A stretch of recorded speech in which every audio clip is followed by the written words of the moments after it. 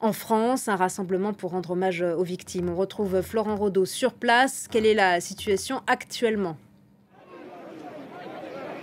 Eh bien, il y a quelques minutes, Judith, l'une des organisatrices de la manifestation a appelé à la dispersion du rassemblement. Les milliers de personnes qui se sont donc pressées ici en plein cœur de Paris, place de la République, sont donc en train petit à petit de rentrer chez eux. Vous pouvez le voir sur ces images d'Ashraf Abid. Une manifestation lors de laquelle il y a eu des échauffourées. Vous les avez mentionnés, on l'a appris il y a quelques minutes. Plusieurs voitures ont été incendiées. On a pu voir dans le ciel derrière nous de la fumée noire s'échapper.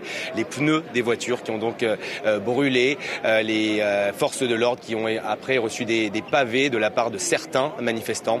Ils ont répliqué ces policiers avec des gaz lacrymogènes. Plusieurs personnes ont eu du mal à respirer, ont eu les yeux qui piquent. Nous avons pu les voir à côté de nous, au sud-est de la place de la République, boulevard du Temple pour être tout à fait précis avec vous. Sinon, à part ça, la manifestation s'est déroulée dans un calme relatif.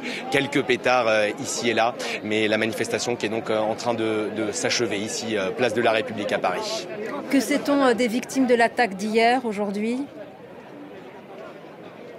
Eh bien, on en sait un peu plus sur les 6 victimes. On vous rappelle que 3 personnes ont été tuées, que 3 autres personnes ont été blessées. Le profil intéresse particulièrement la communauté kurde puisque l'une des 3 victimes est Emin Kara. Pourquoi elle était appréciée et respectée dans cette communauté kurde parisienne ? Eh bien, parce qu'elle était la responsable du mouvement des femmes kurdes ici en France. Elle était bien sûr à l'initiative de plusieurs rassemblements.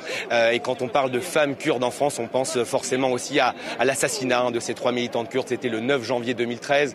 Nous allons fêter dans quelques jours. La communauté kurde va fêter un triste anniversaire, devrais-je dire. Donc cet assassinat pour les gens ici, l'attaque perpétrée hier rue d'Anguin n'a pas été commise au hasard. Elle visait symboliquement 10 ans après donc cette communauté kurde. Je vous parle et des gaz lacrymogènes commencent encore à nous arriver alors que la manifestation se disperse. La deuxième victime s'appelait Miran Perver. On a pu voir ici des gens avec son portrait dans les mains. Voilà, on a pu croiser également l'un de ses amis qui nous a dit qu'il était évidemment très peiné par la disparition de son ami hier.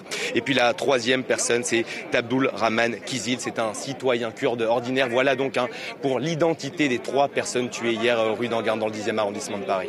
Merci beaucoup Florent Rodeau pour toutes vos précisions.